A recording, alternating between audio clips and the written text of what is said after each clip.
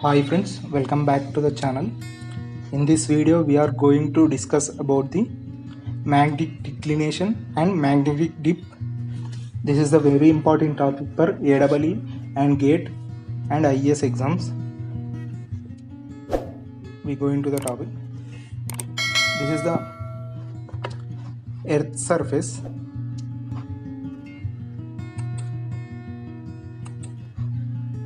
This is the earth surface. In this, the axis of the earth is north to south. మనకి axis earth చూసుకున్నట్లయితే ఇలా north to south వెళ్తుంది. దీన్ని మనం ఎక్కడైతే మనకి ఎర్త్తో టచ్ అవుతుందో ఈ పాయింట్ను ట్రూ నార్త్ పాయింట్ అని, ఇక్కడ సౌత్ లోపల ఎక్కడైతే టచ్ అవుతుందో దాన్ని ట్రూ నార్త్ పాయింట్ అని లేదా జియోగ్రాఫిక్ నార్త్ అని కూడా అంటాము. అలానే మనకిప్పుడు ఈ మ్యాగ్నెటిక్ మనకి ఎర్త్ అనేది ఒక మ్యాగ్నెట్ లాగా వర్క్ చేస్తుంది. దీంట్లో మనకు ఒక కంపాస్ తీసుకున్నట్లయితే కంపాస్ అనేది మనకు నార్త్ను సూచిస్తుంది. ఈ నార్త్ను సూచించేది ఇప్పుడు ఇక్కడ ఈ నార్త్ అనేది దేనికి అట్రాక్ట్ అవుతుంది? సౌత్కే అట్రాక్ట్ అవుతుంది. ఒకవేళ మనం నార్త్ పోల్స్ తీసుకున్నట్టయితే అవి రిపల్ అవుతాయి. ఈ సౌత్కి అట్రాక్ట్ అవుతుంది కాబట్టి ఎర్త్ అనేది ఒక సౌత్ నార్త్ లాగా యాక్ట్ అవుతుంది. బట్ మనం ఇక్కడ చూసినట్లయితే ఈ మ్యాగ్నెటిక్ ఫీల్డ్ అనేది ఈ ట్రూ నార్త్ దగ్గర మనకు యాక్ట్ కావు. మనకి ఎక్కడ యాక్ట్ అవుతుందంటే ట్రూ నార్త్ అనేది ఇక్కడ పై పార్ట్లో ఉంది. మనకు మ్యాగ్నెటిక్ ఫీల్డ్ అనేది వచ్చేసి ఇక్కడ ట్రూ నార్త్ నుంచి ఒక 300-400 కిలోమీటర్స్ లోపల ఈ నార్త్ కెనడా ఇటు సైడ్ యాక్ట్ అవుతుంది. సో మనకి ఈ ట్రూ నార్త్కు అండ్ మ్యాగ్నెటిక్ నార్త్ పోల్కు మధ్యలో ఉన్న యాంగిల్నే మ్యాగ్నెటిక్ డిక్లినేషన్ అంటాము. ఇది ఎప్పుడు చేంజ్ అవుతూ ఉంటుంది. మనకు లొకేషన్ టు లొకేషన్ చేంజ్ అవుతూనే ఉంటుంది. ఫర్ ఎగ్జాంపుల్ మనం ఇక్కడ తీసుకున్నట్లయితే ఇక్కడ నుంచి చూసుకున్నట్లయితే మనం ఇక్కడ నుంచి ఇప్పుడు ట్రూ నార్త్కి వెళ్దామని కంపాస్ తీసుకొని మనం స్టార్ట్ అయినాం అనుకోండి, మనం ట్రూ నార్త్ అనేది మనకి ఇది చూపిస్తుంది. బట్ మనం ఇక్కడికి వెళ్ళలేము, ఇక్కడికి వెళ్తాము. అందుకోసమే మనకు దీనికి కరెక్షన్స్ కావాలి. ఈ కరెక్షన్ అనేది మ్యాగ్నెటిక్ డిక్లినేషన్. ఇప్పుడు ఇక్కడ వచ్చేసి సమ్ యాంగిల్ ఉంటుంది. ఫర్ ఎగ్జాంపుల్ ఇక్కడికి నుంచి మనం చూసుకున్నట్లయితే ఇక్కడ నుంచి ఇక్కడికి యాంగిల్ అనేది చేంజ్ అవుతుంది. మనకు ట్రూ నార్త్ అనేది ఎప్పటికీ సేమే ఉంటుంది. బట్ మ్యాగ్నెటిక్ నార్త్ పోల్ అనేది చేంజ్ అవుతూ ఉంటుంది. ఎందుకంటే అది టైం టు టైం మనకు ఈ అట్మాస్ఫియర్ చేంజెస్ వల్ల దానివల్ల కొద్దిగా చేంజ్ అవుతూ ఉంటుంది ఇయర్ బై ఇయర్. సో మనకు ఈ యాంగిల్ అనేది మ్యాగ్నెటిక్ డిక్లినేషన్. ఇక్కడ చూసుకున్నట్లయితే ట్రూ నార్త్ ఇది, ఇక్కడ చూసుకున్నట్లయితే magnetic north. The angle between the true north and magnetic north is known as declination. So going to the next slide. Definition: it is the angle on the horizontal plane between magnetic north and true north. ఇది మనం చెప్పుకున్నట్టే magnetic నార్త్కు true నార్త్కు మధ్య ఉన్న యాంగిల్ను magnetic declination అంటున్నాం. This angle varies depending on the position on the earth surface and changes over time. ఇది కూడా చెప్పుకున్నాం మనం, angle various depending on position. మనం ఒక ప్లేస్ టు ప్లేస్ అనేది చేంజ్ అవుతూ ఉంటుందని అండ్ చేంజెస్ ఓవర్ టైంతో పాటు చేంజ్ అవుతుందని చెప్పుకున్నాం. ఫర్ ఎగ్జాంపుల్ ఇప్పుడు తీసుకున్నట్లయితే ఇక్కడ magnetic north pole and true north. మనకి ఇప్పుడు దీంట్లో మనం ఈ లైన్ అంటున్నాం కదా, true north pole line and magnetic north line. But these are not lines. ఇది అనేది మనకు ఎర్త్ అనేది కర్వ్డ్గా ఉంటుంది కాబట్టి దీని లైన్ అనలేము. మనం లైన్ అంటే మనకు స్ట్రేట్ లైన్ తీసుకోవాల్సి వస్తుంది. స్ట్రేట్ లైన్ మనకి ఇక్కడ ట్రూ నార్త్ని ఫామ్ చేయదు. సో మనం ఇది ఏంటంటే మనకు ఒక సర్కిల్ లాగా ఫామ్ అవుతుంది. ఇప్పుడు మనం ఇలా గీసినట్టయితే ఇప్పుడు ఇది ఒక సర్కిల్ లాగా ఫామ్ అయింది. ఈ సర్కిల్ను మనం ఏమంటామంటే మెరిడియన్ అంటాం. ఈ సర్కిల్ను మెరిడియన్ అంటాము. ఈ సర్కిల్ అనేది మనకు ట్రూ నార్త్ నుంచి ట్రూ సౌత్ నుంచి పోతుంది కాబట్టి ఈ సర్కిల్ను ట్రూ మెరిడియన్ అంటాము. అండ్ ఇదే సర్కిల్ అనేది ఒకవేళ మ్యాగ్నెటిక్ నార్త్ నుంచి పోయినట్టయితే magnetic north and magnetic south నుంచి పోయినట్లయితే ఆ సర్కిల్లో మ్యాగ్నెటిక్ మెరిడియన్ లైన్ అంటాం. The angle between the magnetic meridian and true meridian is known as magnetic declination. This is also same. And ఇప్పుడు ఇక్కడ చూసుకున్నట్లయితే ఇది true meridian and this is the magnetic meridian. The angle between the true meridian and magnetic meridian is known as declination. మనకి ఇక్కడ declination అనేది east side ఉంది కాబట్టి ఈ యాంగిల్ వచ్చేసి మనకు పాజిటివ్గా ఉంటుంది, మ్యాగ్నెటిక్ ఈస్ట్ డిక్లినేషన్. అండ్ ఇక్కడ మనకు ట్రూ నార్త్ ఇది అండ్ మ్యాగ్నెటిక్ నార్త్ ఇది. The true meridian and magnetic meridian ఇది వచ్చేసి మనకి వెస్ట్ సైడ్ ఉంది కాబట్టి డిక్లినేషన్ అనేది నెగిటివ్ ఉంటుంది. సో మనం వెస్ట్ సైడ్ ఉన్నప్పుడు డిక్లినేషన్ నెగిటివ్ ఉంటుంది, ఈస్ట్ సైడ్ ఉన్నప్పుడు పాజిటివ్ ఉంటుంది. అండ్ ఇప్పుడు మనకి మ్యాగ్నెటిక్ నార్త్ అనేది మ్యాగ్నెటిక్ బియరింగ్ చేసే యాంగిల్ను మ్యాగ్నెటిక్ బియరింగ్ అంటాము, ట్రూ నార్త్ చేసే యాంగిల్ను ట్రూ బియరింగ్ అంటాము. సో మనకు ట్రూ బియరింగ్ ఎట్లా ఫైండ్ అవుట్ చేస్తామంటే true bearing equal to magnetic bearing plus or minus magnetic declination. మనం ఇక్కడ సైన్స్ ఎట్లా తీసుకోవాలో ఇంతకుముందే చెప్పాను. ఈస్ట్ సైడ్ ఉన్నట్లయితే పాజిటివ్ అని, వెస్ట్ సైడ్ ఉన్నట్టయితే నెగిటివ్ అని తీసుకున్నాం. దీనిపైన చాలాసార్లు క్వశ్చన్స్ వచ్చాయి, గేట్ లోపల వచ్చాయి అండ్ ఐఎస్ లోపల వచ్చాయి. ఏడవలికి అయితే వెరీ ఇంపార్టెంట్. మనకి ఇక్కడ ఒక క్వశ్చన్ వచ్చింది గేట్లో, మన సర్కిల్ అనేది మెరిడియన్ అనేది ఆల్వేస్ ట్రూ నార్త్ నుంచి ట్రూ సౌత్ నుంచి పాస్ అవుతుంది. This is the question. Meridian అనేది ఆల్వేస్ ట్రూ నార్త్ నుంచి అండ్ ట్రూ సౌత్ నుంచి పాస్ అవుతుంది. Going to the next one,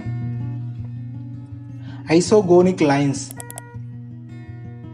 An imaginary line or a line on a map joining points on the Earth's surface at which the magnetic declination is the same.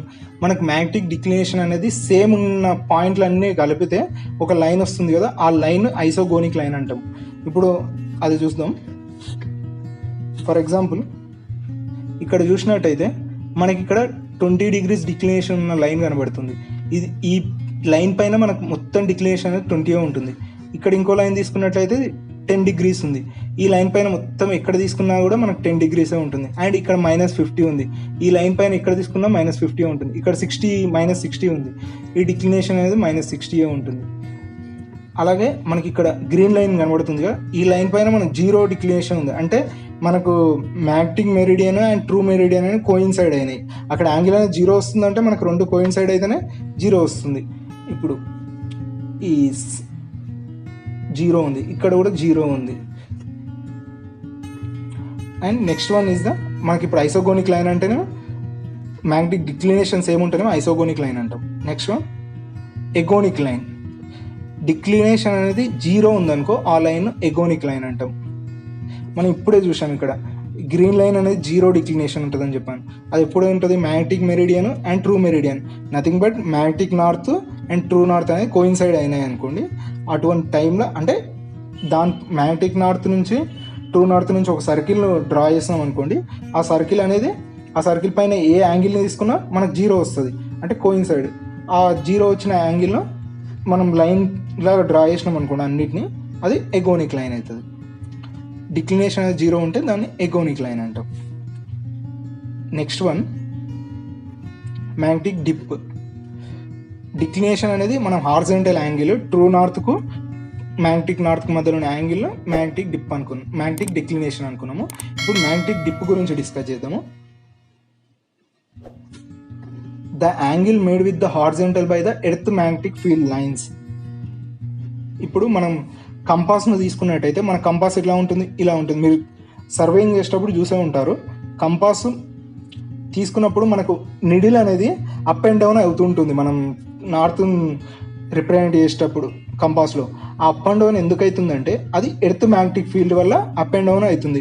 ఇట్లా ఈ హారిజాంటల్కు magnetic needle అనేది down ఉందనుకోండి, దీన్ని dip అంటాం, are inclination అని కూడా అంటాము.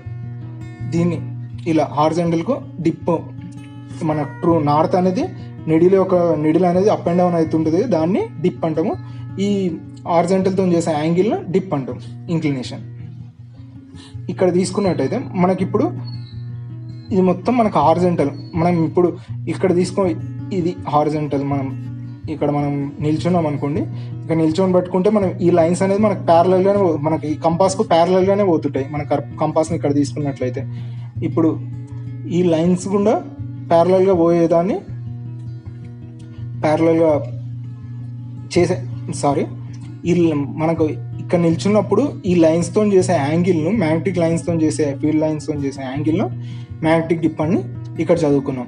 ఇప్పుడు ఫర్ ఎగ్జాంపుల్ ఇక్కడ చూసుకున్నట్లయితే ఈ మన ఈక్వేటర్ దగ్గర మనకి ఇవన్నీ హారిజాంటల్గా మనకు ఈక్వల్గా ఉన్నాయి, హారిజాంటల్గా ఉన్నాయి. ఇప్పుడు ప్యారలల్గా ఉన్నాయి. రెండు లైన్లు ప్యారలల్గా ఉన్నాయి. అంటే ఇక్కడ యాంగిల్ అనేది 0 ఉంది. సో మన ఈక్వేటర్ దగ్గర మ్యాగ్నెటిక్ డిప్ అనేది 0 ఉంటుంది. అదే మనకు పోల్స్ దగ్గర తీసుకున్నట్టయితే మనకి ఇక్కడ ఏమైతుంది, పోల్స్ దగ్గర వచ్చి టచ్ అయినప్పుడు ఇక్కడ మనకు నార్మల్గా టచ్ అవుతుంది. ఇక్కడ ఒకసారి చూడండి, ఇవన్నీ నార్మల్గా టచ్ అవుతున్నాయి. మనకి ఇక్కడ ఈ నార్మల్గా టచ్ అవుతున్నాయి అంటే పోల్స్ దగ్గర 90 degrees యాంగిల్ ఉంది. అంటే డిప్ అనేది పోల్స్ దగ్గర 90 degrees ఉంటుంది, ఈక్వేటర్ దగ్గర 0 degrees ఉంటుంది. ఇది వెరీ వెరీ ఇంపార్టెంట్ అండి. 2-3 times క్వశ్చన్స్ వచ్చాయి, అందుకోసమే ఈ టాపిక్ చెప్తున్నాను.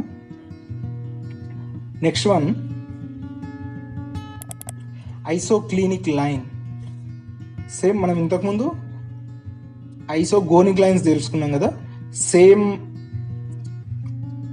మ్యాగ్నెటిక్ డిక్లినేషన్ ఉన్నదాన్ని ఐసోగోనిక్ లైన్స్ అంటాం. ఐసోక్లినిక్ లైన్ అంటే సేమ్ మ్యాగ్నెటిక్ డిప్ ఉన్నదాన్ని ఐసోక్లినిక్ లైన్ అంటాం. నెక్స్ట్ అలానే ఎక్లినిక్ లైన్, 0 మ్యాగ్నెటిక్ డిప్ ఉన్నదాన్ని ఎక్లినిక్ లైన్ అంటాము. It is parallel to the Geographic equator. అంటే ఇప్పుడు ఇక్కడ ఈక్వేటర్ తీసుకున్నట్లయితే ఇక్కడ ప్యారలల్గా ఉంటుంది. మనం ఇంతకుముందే డిస్కస్ చేసాం, at the equator dip is 0, at the poles dip is 90 degrees అని ఇప్పుడే డిస్కస్ చేసాం. సో ఇక్కడ కూడా రాసాం, magnetic dip is 0 at the equator.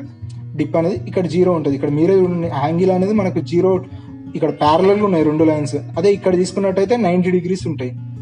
Same అలాగనే magnetic dip is 90 degrees at the poles దగ్గర 90 degrees ఉంటుంది. Thank you for watching this video. Please subscribe to my channel.